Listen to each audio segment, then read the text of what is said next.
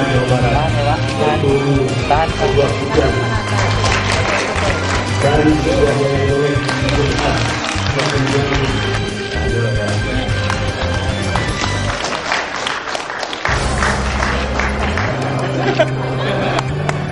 Karena kami atas nama panitia pertemuan melaporkan sebagai berikut. Tema pertemuan kali ini melalui pertemuan nasional pimpinan PL tahun 2012, kita tingkatkan sinkronisasi pusat, daerah, dan unit pelaksana BEMES.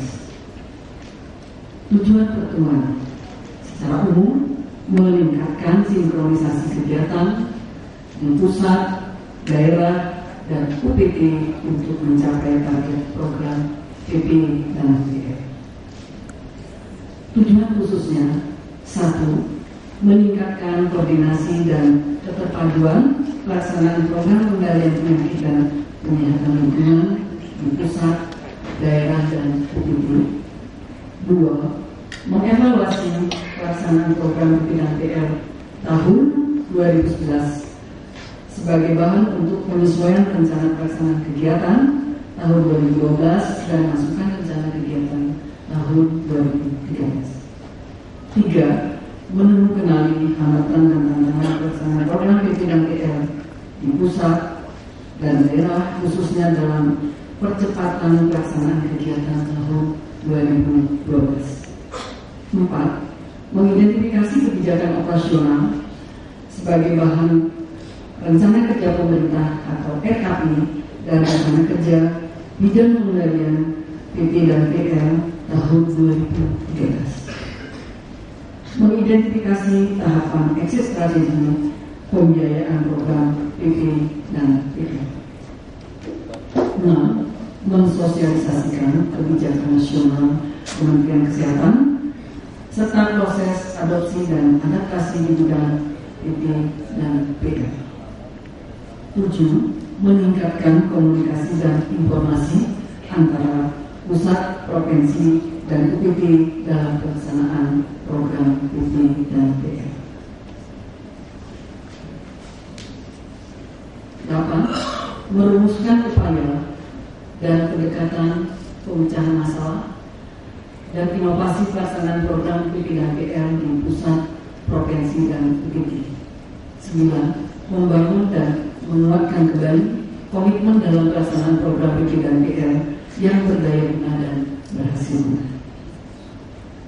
Adapun peserta dan narasumber berjumlah lebih kurang 200 orang, dan sampai saat ini kami sampaikan peserta dari Dinas Kesehatan Provinsi ada 22, kemudian dari UPT ada 44, yang mana harapan kami sebelumnya pertemuan nasional evaluasi dan perencanaan ini sekaligus sebagai pertemuan berkompleks diharapkan tadinya dari tiap satuan kerja itu diwakili oleh 2 orang.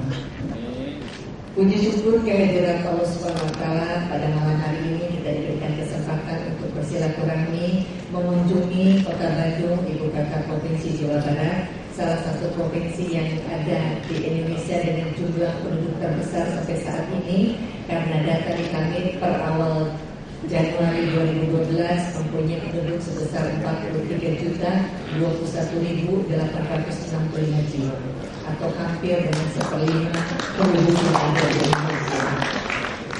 Sehingga tidak salah apabila di Jawa Barat ini adalah merupakan sebuah jendela dari semua yang disebut dengan permasalahan kesehatan ada di Jawa Barat, termasuk yang saat ini kita kenal dengan triple burden. Tidak aneh apabila pada malam evaluasi ini sedikit saja saya mensitir apa yang kejadian di Jawa Barat dengan tidak maksud untuk mempermalukan diri sendiri, tetapi sebagai sebuah jawaban apakah betul kita memerlukan sebuah tindakan sinkronisasi antara pusat, provinsi, dan kabupaten dan kota. Apabila kita mendengarkan sedikit saja akan kita lihat bagaimana evaluasi yang dilaksanakan oleh Provinsi Jawa Barat pada tahun 2011 kemarin. Jawa Barat dengan jumlah terbesar tersebut seperti saya sampaikan, kalau diambil dari salah satu kegiatan misalnya adalah uji Universal Child Immunization. Tahun kemarin kita sudah mencapai baru 89,4%. Itu artinya masih mempunyai upaya yang lain, karena artinya masih ada kantong-kantong.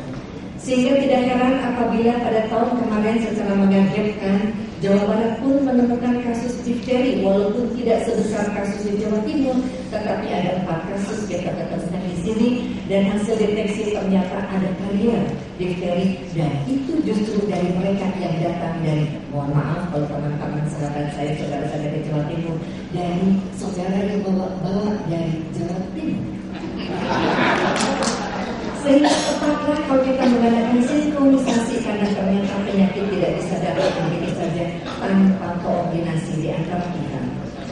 Demikian pula tahun kemarin kita melihat filariasis. Mungkin ibu dan bapak pernah mendengar bagaimana hebatnya kasus filariasis pada tahun-tahun yang lalu di blow up oleh massa. Tetapi alhamdulillah tahun ini tahun kelima, dan ingin saya lapor kepada Pak Dirjen dan juga kepada Ibu Nika, akan ada 3 kabupaten kalau tahun ini melaksanakan uji sampling terakhir akan mendapatkan sertifikat dari WHO tentang 5 tahun berturut-turut kota atau kabupaten desa tersebut telah menyelesaikan penerapan filariasis. Ada satu sisi yang sangat menakutkan, tetapi ada satu sisi lagi yang membanggakan. Orang bilang bisa mengatakan, kenapa sih Jawa Barat sumbernya HIV/AIDS? Kenapa sih Jawa Barat sumbernya TB paru? Tapi mari kita lihat, kalau saya melihatnya itu adalah sebuah keberhasilan. Sombong dikit boleh gitu loh. Dengan cakupan yang tinggi, saya melihat itu adalah ada sebuah upaya yang kita lakukan untuk menemukan deteksi dini. CDR misalnya untuk kasus paru, Jawa Barat sudah 86,4%. Kemudian tentang HIV/AIDS memang tinggi, tetapi mari kita lihat jaring penemuannya. Sekarang dari 1044 puskesmas yang dari Jawa Barat, minimal laboratoriumnya sudah bisa melaksanakan preparat dasar. Artinya kita sudah deteksi dini. Apalagi kalau dia mau ditindaklanjuti dengan VCT, bahkan PMTCT. Jadi artinya apa? Sekarang apalagi dengan kewenangan puskesmas untuk dan kabupaten rumah sakit untuk bisa melakukan diagnosa untuk HIV. Rasanya jadi jangan kaget kalau kita bisa menemukan kasusnya tinggi. Asal kalau kita sudah upaya deteksi dini tinggi, kita mampu untuk menindaklanjutinya berupa penanganan. Inilah yang sekarang kita lakukan. Di mana sinkronisasinya? Kalau kita lihat 2 contoh itu saja, sudah ada kesepakatan bagaimana pusat menjamin akan vaksin, menjamin akan obat-obatan. Demikian pula bagaimana kewenangan provinsi untuk melaksanakan pelatihan dan dana-dana untuk pelengkap yang lainnya. Inilah mungkin yang harus kita patuhi bersama. Jangan sampai kesepakatan ini, sinkronisasi ini hanya ada di atas meja, tetapi begitu ke bawah kita akan kelewatan. Itulah sebabnya saya sangat menyambut baik sekali dengan ditingkatkannya fungsi provinsi saat ini sesuai dengan PP nomor 9 tahun 2004, yang bagaimana fungsi saat ini desentralisasi ini dapat ditingkatkan pada peran tingkat provinsi. Ibu dan Bapak, itulah sebabnya pada malam hari ini bagi saya ada sebuah malam yang luar biasa. Karena kita serta Bapak ke depan akan menyamakan apakah yang akan kita laksanakan baik dari tingkat pusat, tingkat provinsi, dan tingkat kabupaten. Apalagi kita sekarang oleh Kementerian Kesehatan sudah dikejar dengan perencanaan mempergunakan e-planning. Dan saya sampaikan kepada Pak Dirjen, Jawa Barat pun sudah mulai mengikuti apa yang disebut dengan e-planning tersebut, sehingga perencanaan di Jawa Barat bisa dilihat mulai dari mana yang disupport oleh pusat, provinsi, kabupaten, dan kota. Tentu pertama-tama kita panjatkan puji syukur kehadiran Allah Subhanahu wa taala, Tuhan Yang Maha Esa, karena hanya berkat rahmat karunia-Nya kita berkumpul pada malam hari ini untuk mengikuti pertemuan nasional perencanaan dan evaluasi program PDOPR tahun 2012. Ada satu hal yang ingin saya sampaikan sebelum acara dimulai. Saya kira teman-teman semua tahu karena saya lihat gambar di sini. Saya lihat gambar di sini. Ada gambar Ibu Menteri Kesehatan. Saya kira teman-teman semua sudah tahu bahwa Ibu Menteri Kesehatan saat ini sedang sakit. Jadi pada kesempatan ini saya mohon teman-teman semua berdoa untuk kesehatan dan kesembuhan Ibu Menteri Kesehatan. Saya persilakan untuk berdoa sesuai dengan agama dan percaya masing-masing. Bapak Ibu sekalian, kita akan melakukan pertemuan dari mulai hari ini sampai hari Rabu atau hari Kamis, dan saya kira kita akan bahas banyak hal tentang evaluasi program dan bagaimana sinkronisasi pusat, daerah, dan UPT tadi sudah banyak disinggung oleh Ibu Kepala Dinas. Besok pagi akan ada pertemuan pagi-pagi besok pagi ada semacam pertemuan antara kita semua, saya dengan semua eselon 2 dengan teman-teman semua, saya akan paparkan tentang program-program. Jadi saudara-saudara, kita akan bahas besok program-program yang ada secara lebih mendetail, dan pada kesempatan sambutan terbuka ini saya tidak ngomong tentang program secara detail. Saya akan mengingatkan kita semua tentang 3 aspek dalam manajemen kerja kita sehari-hari. Yang pertama adalah soal perencanaan. Kita tahu bahwa perencanaan merupakan komponen yang sangat penting dalam berbagai program P2PR maupun dalam program kehidupan kita sehari-hari. Makanya saya ambil yang paling bawah itu, yang saya tulis sebagai P5, Proper Plan, Prevent Poor Performance. Perencanaan yang baik mencegah hasil yang buruk. Jadi kita harus terus melakukan perencanaan yang baik. Tadi Bu Kepala Dinas menyebut soal e-planning. Apapun itu, dari perencanaan itu sedapat mungkin harus berbasis bukti. Tentu berbasis bukti tidak selalu harus baca dari jurnal atau baca dari pengalaman orang lain, tapi itu bisa berdasarkan setidaknya dari pengalaman masa lalu, data yang ada, serta proyeksi ke depan. Jadi pada kesempatan ini saya ingin sampaikan lagi bahwa dalam setiap kegiatan kita mulai dengan perencanaan, dan saya ingin kita semua melakukan perencanaan dengan baik, dengan berbasis bukti, dengan sesuai dengan aturan, karena perencanaan baik itu merupakan dasar yang kuat untuk pelaksanaan yang baik di kemudian hari. Setelah perencanaan, maka P yang kedua, kalau kita ingat prinsip manajemen yang sederhana, P yang kedua adalah pelaksanaan. Pelaksanaan ini karena batuk lagi, mesti ngomongin ya. P yang kedua ini karena pelaksanaan jika sudah mulai dengan perencanaan, maka sedapat mungkin harusnya pelaksanaan sesuai dengan perencanaan. Tetapi kita tahu dalam kegiatan sehari-hari kadang-kadang apa yang sudah direncanakan tidak semua dapat dilaksanakan. Karena itu bukan tidak mungkin akomodasi harus dilakukan. Tapi dasarnya tetap perencanaan, kemudian dilakukan akomodasi, hanya semuanya harus dilakukan secara konsisten. Tentu saja akomodasi tidak bisa dilakukan apa adanya, begitu saja. Akomodasi harus dilakukan sesuai dengan aturan yang ada. Intinya adalah perencanaan yang baik, kemudian dilaksanakan. Barangkali dengan akomodasi, tapi pelaksanaan itu harus dilakukan. Kalau cuma perencanaan saja tidak ada pelaksanaan, itu tidak ada gunanya. Saya kutipkan dua kata bijak itu, sukses is the result of thinking and action. Jadi thinking itu perencanaan, tapi kalau nggak ada actionnya nggak akan sukses. Sebagus apapun perencanaan, tanpa action tidak akan jalan. Jadi sukses itu harus gabungan antara perencanaan dan pelaksanaan. Kemudian yang kedua, ini katanya Roosevelt ya, dia mendambakan orang yang mau melaksanakan ketimbang orang yang berpikir takut melaksanakan. Memang kalau kita mau melaksanakan tentu banyak faktor yang harus dipertimbangkan. Mungkin kita takut ini, takut itu, takut itu. Tapi pada suatu saat, karena semua yang hadir di sini adalah pimpinan di unit kerja masing-masing, sesudah sudah merencanakan, sesudah kemudian berbagai hal, saudara harus melaksanakan. Ya, jadi jangan hanya takut ini, takut itu, tapi kemudian tidak bergerak. Jadi I dream a man who take the next step. Kegiatan dilaksanakan dibandingkan orang yang hanya takut untuk nggak boleh begini, nggak boleh begitu, akhirnya tidak melaksanakan apa-apa. Dengan segala resiko, dengan segala aturan yang ada, saudara harus lakukan apa yang sesuai dengan aturan. Ini adalah P yang kedua, sesudah perencanaan, pelaksanaan, dan yang ketiga tentu saja soal pengendalian, soal evaluasi. Tidak mungkin kita sudah merencanakan yang baik, melaksanakan, kemudian tidak melakukan evaluasi, tidak melakukan pengendalian. Pengendalian itu bagian tidak terpisahkan dari perencanaan dan pelaksanaan. Kita harus mengatur apa yang harus dikendalikan, apa yang harus dievaluasi sejak awal. Jadi evaluasi yang kita lakukan hari ini sebenarnya sudah sejak awal kita rencanakan, ada perencanaannya, ada pelaksanaan 2011, 2012, dan evaluasi yang kita lakukan itu. Evaluasi ini harus dilakukan terus-menerus, dan yang penting adalah dengan evaluasi kita bisa temukan kesalahan, dan karena itu dapat dilakukan koreksi sedini mungkin. Jangan sampai kesalahan berkepanjangan.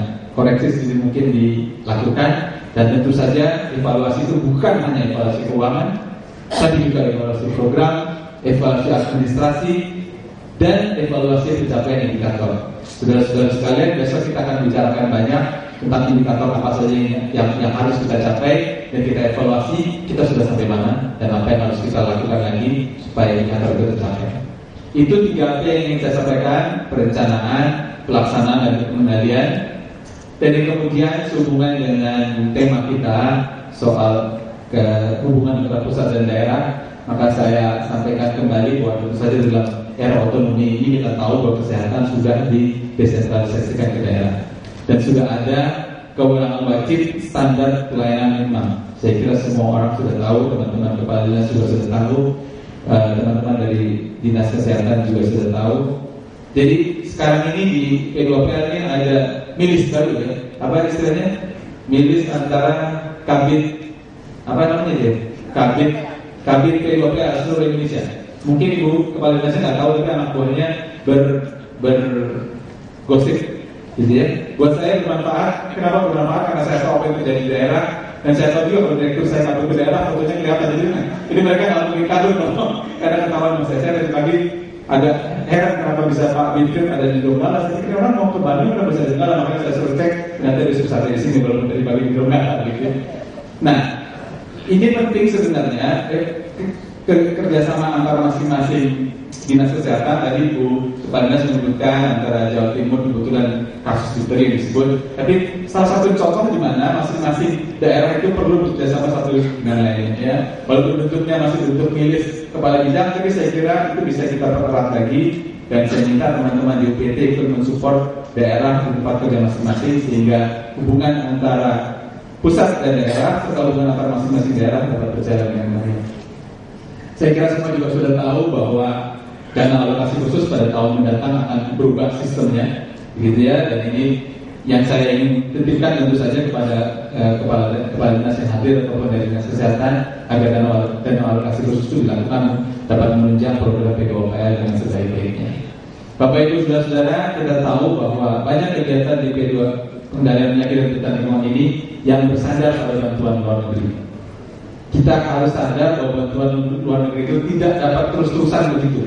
Jadi pada kesempatan ini saya meminta saudara-saudara sudah mulai memikirkan bagaimana exit strategi yang harus kita lakukan kalau Global Fund, Gavi sudah mulai tidak ada, atau bantuan USAID dan lainnya sudah mulai tidak ada. Tolong memikirkan exit strategi. Kepada pimpinan dinas kesehatan saya harap ini sudah mulai dibicarakan dengan bapeda masing-masing agar exit strategi dapat kita mulai siapkan dari sekarang. Dan tolong kalau toh dari pemerintah pusat menyediakan katakanlah obat, maka dana operasional disediakan di daerah. Itu hal yang penting yang harusnya terjadi dalam kegiatan kita pusat dan daerah. Itu hal yang ingin saya sampaikan tentang kegiatan kita ke depan. Nah, sementara itu saya kira saudara-saudara 2 hari lalu mengikuti juga sidang DPR sampai jam berapa sih ini? Jam 1 lewat katanya, jam 1 diperpanjang lagi 5 menit gitu. Nah, orang sidang DPR silakan saja kita ikuti, mungkin kita senang melihatnya, tapi ada ujungnya kira-kira. Ujungnya adalah pemotongan anggaran 281 miliar, yaitu 21%. Nah, 21%, dan saya senang dengan 2 bahasa Inggris yang diungkapkan di sini. Yang pertama, sharing the pain. Jadi kan karena 281 itu besar, dibagi-bagi kebesaran itu masing-masing, semua kebagian harus memotong anggarannya masing-masing. Dan saya tadi dilaporkan oleh kepala bagian PI, ternyata belum semua UPD memasukkan apa yang mau dipotong dari tubuhnya masing-masing. Kita meminta masing-masing memotong tubuhnya sendiri, makanya bahasa Inggrisnya self blocking. Menyelesaikan self blocking dan sharing the pain ini tanpa mengganggu kualitas pelaksanaan program dan pencapaian target. Gampang ngomongnya yang paling bawah ini, pemotongan dilakukan tanpa mengganggu hasil, ya. Ngomongnya gampang, pelaksanaannya terserah Anda, harus begitu pokoknya harus begitu, ya. Salah satu di antaranya tadi katanya tadinya yang mau diundang 2 orang pada acara ini jadi 1 orang, itu kan salah satu di antaranya, gitu ya. Contoh yang lain adalah tadi tarian Buaya Pantura ada hubungannya. Pokoknya begitulah ya. Apapun caranya saya harap saudara sharing the pain, self blocking ini dilakukan. Ini demi keberhasilan kita bersama tanpa mengganggu kualitas yang ada. Jadi itu yang ingin saya sampaikan saudara-saudara. Tadi sudah disampaikan bahwa tema kita melalui pertemuan nasional kita tingkatkan sinkronisasi pusat, daerah, dan UPT. Saya sangat berharap ini berjalan karena dengan berkurangnya juga anggaran, maka sinkronisasi sangat diperlukan supaya semua bisa jalan, kegiatan bisa jalan, kegiatan daerah jalan, kegiatan UPT jalan. Sebelum saya buka dengan resmi, saya kutipkan lagi satu kata bijak. Kenapa saya kata kata bijak ini? Karena saya lihat sebagian saudara sudah mulai mengantuk. Untung belum ada yang tidur. Sebenarnya kalau ada orang tidur itu, ada orang tidur itu bagus karena saudara tahu visi ya. Visi itu adalah sesuatu yang ingin dicapai. Kita belum tahu barang itu apa, dan katanya orang harus bermimpi untuk bisa membuat visi. Gitu ya. Jadi kalau ada orang sebelah ada tidur, jangan dibangunkan. Mungkin dia sedang bermimpi untuk mencapai visi tanpa kesehatan yang dia kembali gitu ya. Oke, itu adalah soal visi. Tapi visi tanpa aksi itu hanya sekedar mimpi belaka. Jadi buatlah visi, tapi harus diikuti aksi, karena kalau visi tanpa aksi itu hanya sekedar mimpi belaka. Di sisi lain, kalau aksi tanpa perencanaan, tanpa visi itu hanya aktivitas belaka, tidak ada dampak yang maksimal. Jadi visi tanpa aksi itu hanya mimpi, aksi tanpa visi itu hanya aktivitas. Terus sementara aksi dengan visi akan dapat mengubah dunia. Jadi saya mengajak saudara-saudara membuat visi, melakukan tindakan sehingga kita dapat mengubah agar pengendalian penyakit dan kesehatan lingkungan di Indonesia dapat makin baik dari waktu ke waktu. Akhirnya dengan mengucap Bismillahirrahmanirrahim, pertemuan nasional perencanaan dan evaluasi program P12 tahun 2012 ini saya buka dengan resmi. Terima kasih. Assalamualaikum warahmatullahi wabarakatuh.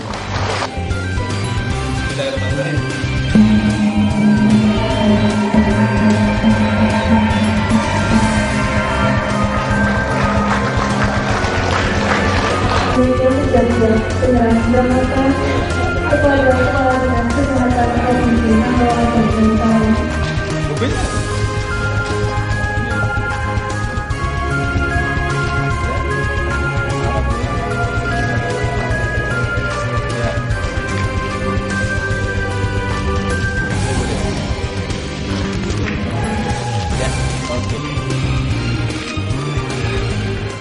Karena memang pertanggungjawaban keuangan itu walaupun memang ada aturan-aturannya, itu kita upayakan tidak terlalu susah.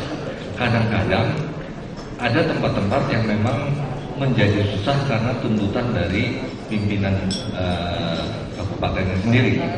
Ada contoh-contoh itu. Jadi memang ini kelihatannya kita harus lihat kembali mengapa sampai dinilai sebagai sesuatu yang membebani. Gitu. Mestinya nggak terlalu membebani. Jadi nanti kami akan coba untuk, ini ada semacam bill begitu ya di tempat kami itu untuk mengevaluasi kembali apa yang terjadi di Papua Barat. Tetapi laporan yang kami dapat memang penyerapan laporan keuangannya bagus, penyerapannya tinggi. Kemudian juga kinerja memang agak ketinggalan begitu laporannya. Nah ini yang mungkin kami harus turun lagi pada kesempatan mungkin Papua dalam waktu yang tidak terlalu lama akan ada raker Kesda, itu kami akan coba lihat gitu. Karena mestinya tidak membebani sampai terus tidak bikin laporan kinerja. Kemudian yang CD4, sebetulnya cara kita untuk menentukan itu tidak hanya dengan CD4 saja. Ya, mulai dari kita lihat klinis, karena kalau kita lihat sudah dia masuk stadium 2 ke atas, itu kita harus berhati-hati gitu. Karena sekarang ini kan ada 300 CD4 yang sudah 300 ke bawah kan kita sudah harus memberikan RP. Ya, dengan penghitungan trombosit juga ada rumus tertentu itu bisa digunakan. Ya, kalau memang ini hanya 10%, ya akhirnya dengan hanya mengandalkan bawah dengan CD4 agak sulit. Nah, ini yang saya juga harus lihat, kita juga harus lihat bahwa apakah SDM-nya ini gitu yang sudah terlatih CS, karena dalam CS itu juga ada bahwa kalau tidak ada CD4 ada cara lain untuk kita bisa menentukan apakah seseorang itu sudah diagnosisnya sudah perlu diberikan ARV atau tidak. Jadi tidak hanya bergantung seperti ini. Nah, kalau dokternya harus ngotot bahwa satu-satunya, bayangkan kalau sudah ada kandidiasis oral, sudah kelihatan berarti dia sudah stadium 2 ke atas kan, sudah mungkin langsung 2-3. Karena belum ada CD4-nya terus nggak memberikan ARV lah, ya repot ini kan dengan masalah teknis seperti ini. Jadi pemahaman tentang inilah yang mungkin untuk semua CST tadi harusnya sudah paham ya tentang cara diagnosis dan untuk kriteria pemberian ARV. Jadi, penyakit yang bukan jiwa dan jiwa, karena teman saya ini jiwa, ibu ini jiwa. Risk death 90% jiwa semua. Salah satu penyakit jiwa tadi itu fragmentasi. Hubungan di organisasi yang terfragmentasi, tupoksi, yaitu kerjaan saya. Itu ya, pegang dulu satu. Sekarang risiko, apa bedanya dengan masalah? Tadi saya jelaskan. Hanya 3. Kemungkinan kejadian yang merugikan. Orang masih belum menganggap hipertensi itu merugikan dirinya, walaupun dia tahu hipertensi. Biasa-biasa aja. Begitu terjadi penyakit baru, oh saya darah tinggi saya ini, tapi apa nggak ada apa-apa, gitu kan? Itu yang gampang. Kementerian Kesehatan bekerja di so-called unit utama Direktorat Jenderal dengan segala aturan-aturan yang ada. Tapi di mata masyarakat, Kementerian Kesehatan satu. Bukan hanya Kementerian Kesehatan satu, seluruh kalangan kesehatan itu satu. Semua yang pakai bakti usaha dia nggak tahu apakah itu Direktorat Jenderal A, apakah Dinas Kesehatan atau tidak. Semua itu satu. Jadi pesan saya yang pertama adalah kita ini semua bekerja untuk meningkatkan derajat kesehatan masyarakat. Jadi kalau ada masalah baik di pusat maupun di daerah, berkoordinasilah dan bekerjasamalah dengan semua jajaran yang ada. Itu yang pertama. Yang kedua, kemarin atau tadi pagi kemarin kita bicara soal keterbatasan sumber daya. Sebenarnya kalau dilihat dari semata-mata pengurangan anggaran 21% atau berapa persen, bukan seakan-akan memang pada kenyataannya sumber daya berkurang. Tapi kalau kita bicara lagi tadi, ada Direktorat Jenderal lain, ada Dinas Kesehatan, maka bukan tidak mungkin ada sumber daya lain yang sebenarnya bisa dimanfaatkan. Tadi kebetulan saja ada contoh pertanyaan TB, HIV, segala macam. Saya nggak mau masuk ke materinya, tapi kan sebenarnya pada kenyataannya ada rumah sakit, dan ada rumah sakit memberikan pelayanan apakah TB atau HIV atau demam berdarah segala macam. Bahwa kemudian kenyataannya yang diberikan berbeda, itu kan masalah bagaimana kita meyakinkan orang lain. Jadi poin yang kedua yang ingin saya sampaikan adalah bahwa sumber daya itu ada di berbagai tempat. Salah satu kreativitas yang bisa kita lakukan adalah mencari kerjasama dengan teman yang lain yang juga punya sumber daya. Sumber daya kalau yang konkret ya BOK itu barangkali barangnya konkret, ada uang. Tapi juga kegiatan-kegiatan lain yang ada di berbagai Direktorat Jenderal bisa kita manfaatkan untuk meningkatkan kegiatan di pengendalian penyakit dan penyakit lingkungan. Jadi yang pertama kerjasama, yang kedua pemanfaatan sumber daya, dan yang ketiga yang terakhir kita undang Pak Triyono, dan saya baru dapat informasi dari seorang teman, mungkin Pak Jayadi bisa konfirmasi. Rupanya Pak Triyono ini pada waktu mahasiswa beliau adalah peragawan. Ya, saya dengar dari seorang teman lain. Kenapa kita minta Pak Triyono bicara di sini? Karena selain yang katakanlah sudah terstruktur baik di Direktorat Jenderal masing-masing, BPPL, BUK, Bina Gizi dan Kaya, kita melihat ada masalah lain. Dan masalah lain ini dicoba diterobos dengan pendekatan yang katakanlah scientific base begitu, dan itulah yang beliau coba terangkan.